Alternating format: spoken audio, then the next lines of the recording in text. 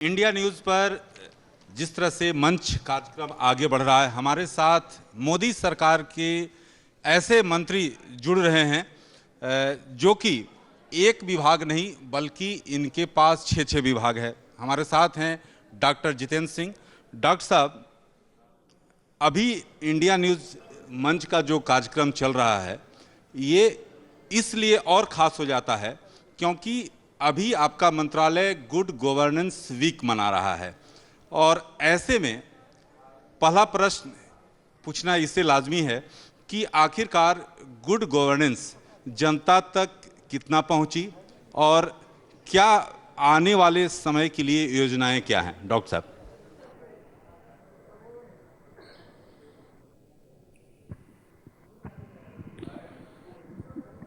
धन्यवाद राकेश जी। सर्वप्रथम तो आपका आभार प्रकट करना है कि इंडिया न्यूज़ के माध्यम से आपने सबके साथ रूबरू होने का ये अवसर दिया। और जैसे आपने ठीक कहा कि गुड गवर्नेंस सुशासन सप्ताह ये चल रहा है और इसका समापन होगा 25 दिसंबर को, जो हम सब लोग अटल बिहारी वाजपेयी जी के जन्मदिन के रूप में मनाते हैं। लेकिन जैसे आपने कहा कि इसकी विशेषताएं क्या रहीं, तो मैं ये कहूँगा कि प्रधानमंत्री मोदी जी का जो 60-8 वर्ष का जो प्रधानमंत्री के रूप में कार्यकाल रहा है, और उसके अतिरिक्त as the longest serving head of a government जो 20-21 वर्ष, उसका एक हॉलमार्क रहा है सुशासन और बहुत सी ऐसी नई बेस्ट प्रैक्टिसेस जो उन्होंने इंट्रोड्यूस की। वैसे कहा जाए गुड गवर्नेंस, तो मैं तो ये समझता हूँ कि good governance has to be good. अगर गुड ना है तो दैट मीन्स गवर्नेंस नहीं है, तो misgovernance is no governance.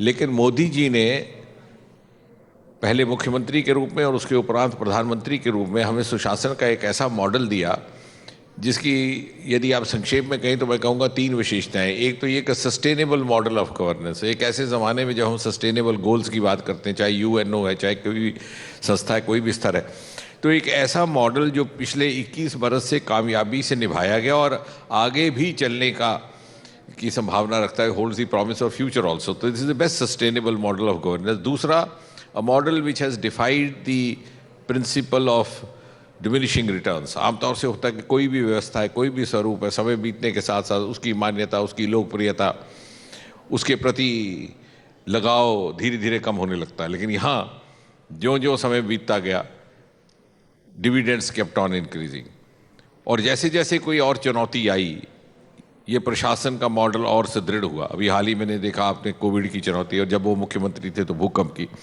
और ये इसलिए संभव है कि मोदी जी ने एक नया वर्क कल्चर, एक नई कार्य संस्कृति स्थापित करने का प्रयास किया है बड़ी सफलतापूर्वक पिछले 20 वर्षों में। आमतौर से ये हुआ करता था कि जो भी सरकार आती है नए कानून ले आती है, नए विधान ले आती है, लेकिन यहाँ एक ऐसी सरकार थी जिसने लगभग 1600 से अधिक नियम जो समय के साथ साथ अपना औचित्य खो बैठे थे उनको समाप्त कर दिया गया। अक्सर ऐसा नहीं होता। अब उदाहरण के तौर पर मैं समझता हूँ कि सबसे अच्छा, सबसे नुमाया उसकी मिसाल ये है कि सरकार बनते ही 2014 में 26 मई को 3-4 महीने के भीतर सितंबर-अक्टूबर तक एक बहुत बड़ा क्रांतिकारी निर्णय लेकर के अटेस्टेशन जो करवाई जाया करती थी गेजेटेड ऑफिसर के माध्यम से, उसको समाप्त कर दिया गया और लगभग 200 बरस से चलती आ रही अंग्रेज़ों के समय की कुरीति से मुक्ति प्राप्त की गई। और एक बहुत बड़ा संदेश गया कि ये एक ऐसी सरकार है जिसमें इतना आत्मविश्वास है, इतनी कैपेसिटी है कि अपने देश के युवाओं पर विश्वास कर सके। इसके अतिरिक्त लेवल प्लेइंग फील्ड दिया जाए हर नौजवान को, चाहे उसकी पृष्ठभूमि कोई भी क्यों ना हो, उसको एक समान अवसर मिले। उसको देखते हुए इंटरव्यू की प्रथा समाप्त की गई नियुक्तियों में। मोदी जी ने लाल किले के परिसर से उसका आह्वान किया। एक के बाद एक प्रक्रियाओं का सरलीकरण करना, ताकि आखिरकार यदि सुशासन का या किसी भी प्रशासन का अंततः लक्ष्य ये है कि नागरिक के जीवन में सरलता लाई जाए, ईज़ ऑफ लिविंग, तो उसकी लक्ष्य की कैसे प्राप्ति हो। पेंशन्स के नियमों में सरलीकरण किया गया।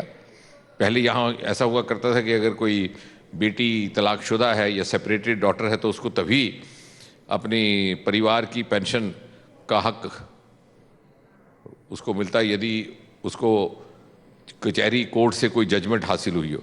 लेकिन उसको समाप्त किया गया कि मात्र इतनी शर्त रखी गई कि वो अपनी रिट पिटीशन दायर करे और वो अपनी फैमिली पेंशन अपने पिता की या किसी और परिवारजन की फैमिली पेंशन की हकदार रहेगी।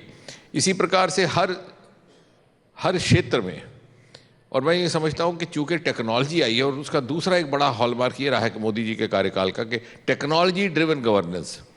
टेक्नोलॉजी के पर्याप्त उपयोग से बहुत सारी प्रक्रियाओं का सरलीकरण हो जाता है, समय बचता है, पैसा बचता है और पारदर्शिता आती है। उदाहरण के तौर पर ग्रीवेंस सेल है, वन नेशन वन पोर्टल के सिद्धांत पर अमल करते हुए सीपी ग्राम बनाया गया, और अब धीरे धीरे प्रत्येक राज्य को उसके साथ जोड़ा जा रहा है। 2014 से पहले आपको ये जानकर के हैरत होगी कि पूरे देश भर में से सारे साल में, पूरे वर्ष में केवल लगभग 2 लाख शिकायतें दर्ज हुआ करती थी। अब बढ़कर के उनकी संख्या 25-30 लाख तक हो गई। और किसी ने उस दिन मुझसे पूछा कि साहब ये ऐसा तो नहीं कि इस सरकार के खिलाफ शिकायतों की संख्या बढ़ गई? मैंने कहा नहीं, ऐसा नहीं है। ये इसलिए कि वी वर रिस्पॉन्सिव, हमने टाइमलाइंस फॉलो की, हमारे से लोगों को अपेक्षा बधी। जैसे मिर्ज़ा गालिब कह गए कि जब तवक्को ही उठ गई गालिब, क्यों किसी का गिला करे कोई। तो गिला वहाँ किया जाता है जब तवक्को होती है कि उसका ड्रेसल होगा। हमने वो करके दिखाया, दिन रात मेहनत की है। मोदी जी ने एक नई संस्कृति को जन्म देने का प्रयास किया, और बड़ी सफलतापूर्वक। और इसी तरह से आज भी यदि आप देखेंगे, इस सुशासन सप्ताह में बहुत सारी ऐसी प्रक्रियाएं, स्वच्छता को भी सुशासन के साथ जोड़ा गया। स्वच्छता का अर्थ मात्र शौचालयों की सफाई तक सीमित ना रख करके कार्यालयों की सफाई, कार्यालयों में फाइलों का डिस्पोजल, और कितने कितने डिस्पोजल। ये भी एक बड़ी आश्चर्यजनक बात है कि अभी एक स्वच्छता का सप्ताह जो सुशासन के तौर पर भी बनाया गया अक्टूबर मास में, उससे लगभग 300 करोड़ से अधिक कमाई हुई है। क्योंकि इतना स्क्रैप पड़ा जाता था। आपने देखा हो सरकारी दफ्तरों में क्या कल्चर था, किसी का कंप्यूटर बिगड़ गया तो फेंक दिया, दूसरा ले लिया। लैपटॉप खराब हो गया तो छोड़ दिया, दूसरा ले लिया। कहीं माउस है तो स्क्रीन नहीं है, स्क्रीन है तो माउस है, कार्ड है तो माउस नहीं है।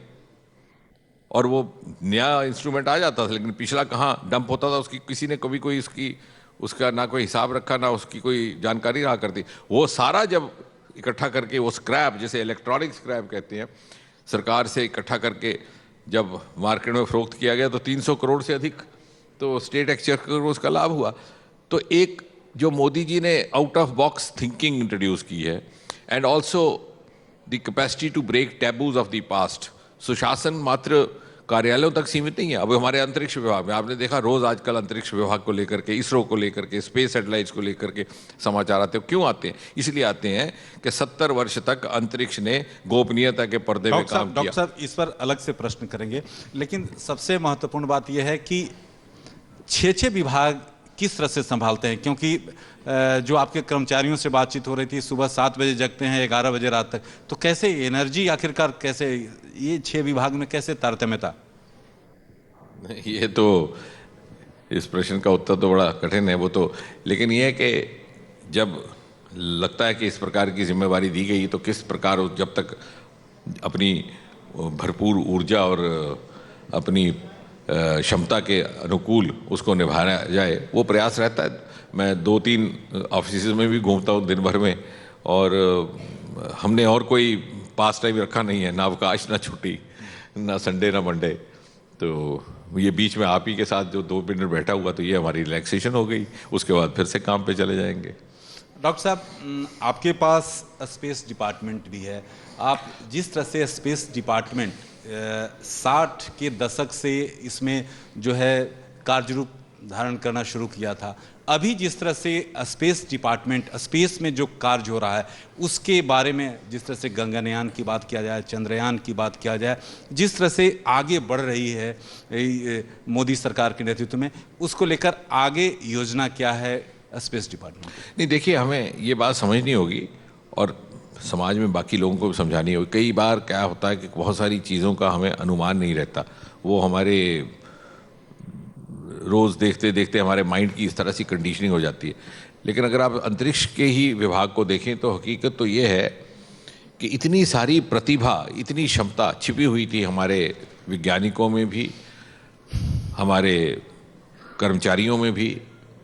अब जब साराभाई ने अंतरिक्ष का कार्यक्रम प्रारंभ किया 1950 के दशक में, लेट 50s में, वो एक ऐसा समय था जबकि अमेरिका और सोवियत यूनियन चांद की धरती पर अपना आदमी उतारने की तैयारी कर रहे थे। और हम गीत गाते थे चंदा मामा दूर के।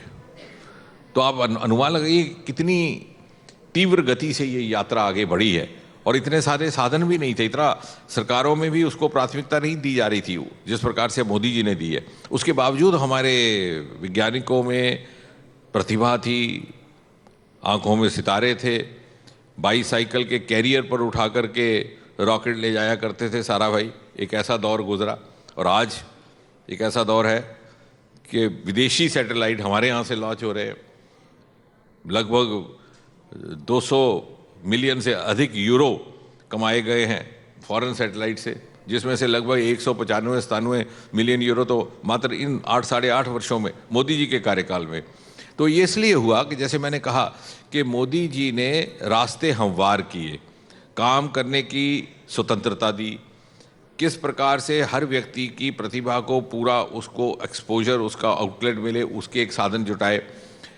ये गोपनीयता की पर्दे से हटा करके इसको प्राइवेट सेक्टर के लिए खोल दिया गया। मात्र 2-3 साल पहले जैसे मीडिया ने कहा अनलॉकिंग ऑफ द स्पेस हुआ, और आज 3 वर्ष के भीतर परिणाम यह है कि हमारे पास 110 से अधिक स्टार्टअप्स हैं। और भी आपने पिछले दिनों समाचारों में आपने भी दर्शाया किस प्रकार स्काई रूट, वो 2 नौजवानों ने वो बना करके रॉकेट भेजे, वो प्राइवेट रॉकेट्स हैं, और अब वो प्राइवेट सैटेलाइट्स भी भेज रहे हैं।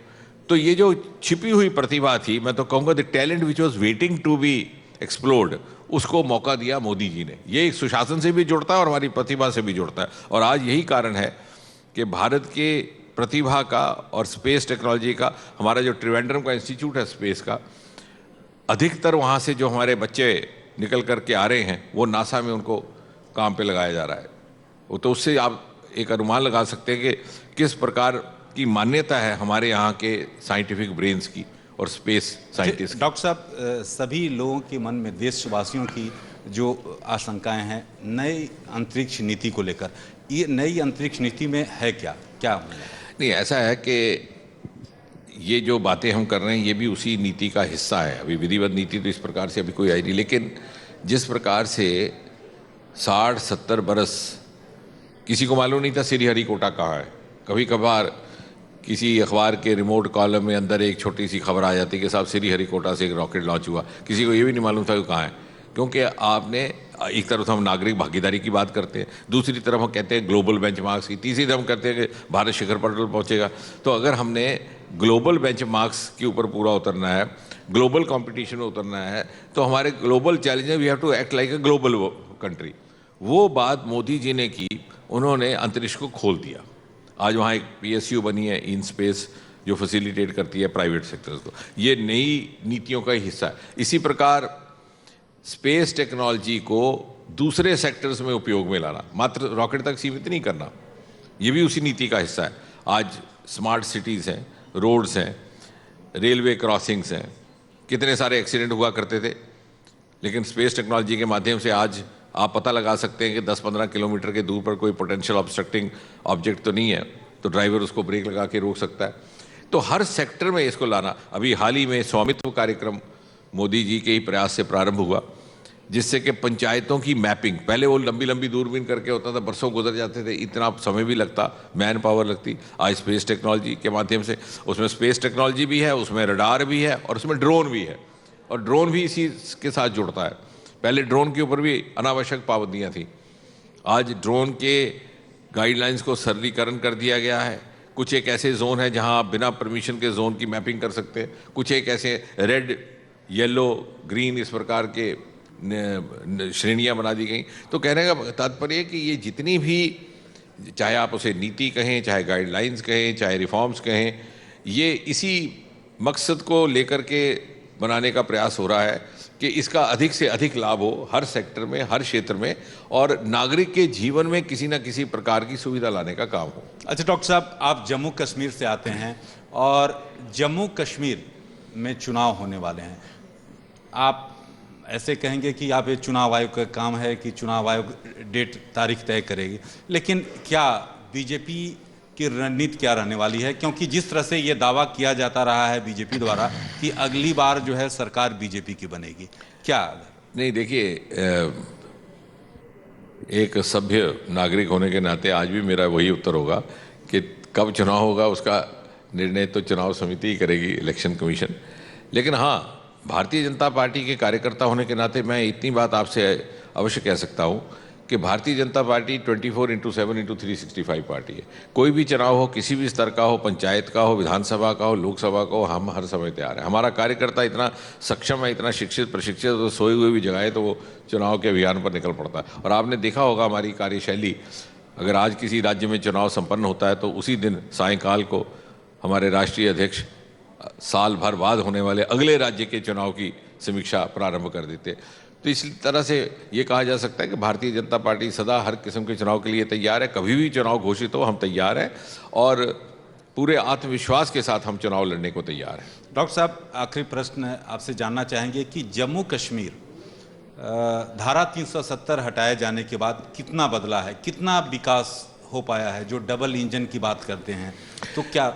मैं समझूंगा इसको हम संक्षेप में अगर वर्णन करना हो तो 3 स्तर पर, एक प्रशासन के स्तर पर, दूसरा विकास, और तीसरा जिस प्रकार से आम जीवन में मानसिकता में बदलाव आया है।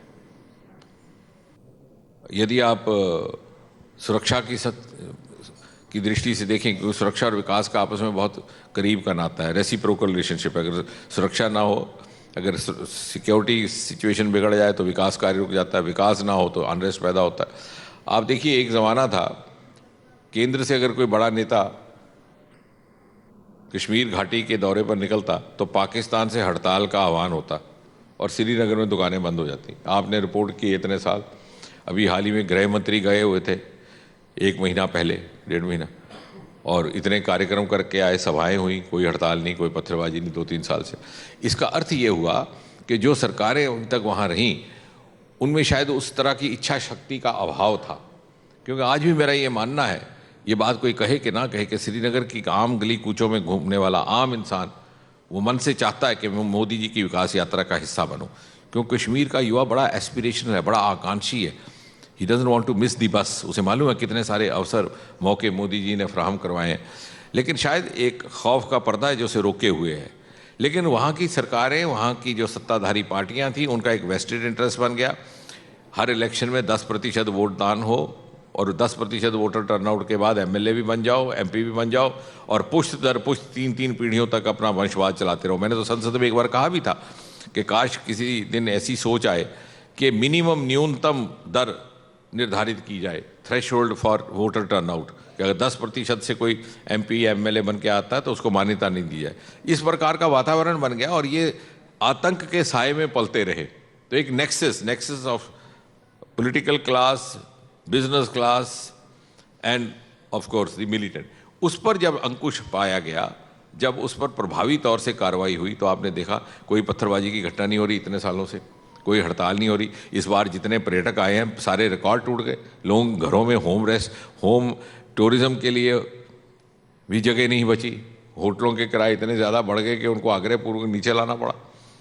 दूसरे स्तर पर प्रशासन, आप प्रशासन और रिफॉर्म्स, एक बहुत बड़ी विडंबना, क्योंकि लंबा बात करेंगे तो पूरा दिन लग जाएगा, लेकिन 2 ही उदाहरण हैं। 70 वर्ष तक एक ऐसा वर्ग था नागरिकों का, समाज का, जिसे वोट देने का अधिकार नहीं था, जिसे नागरिकता का अधिकार नहीं था। और जानते हैं वो कौन सा वर्ग था? जो 1947 में बंटवारे के बाद पाकिस्तान से यहाँ आए थे।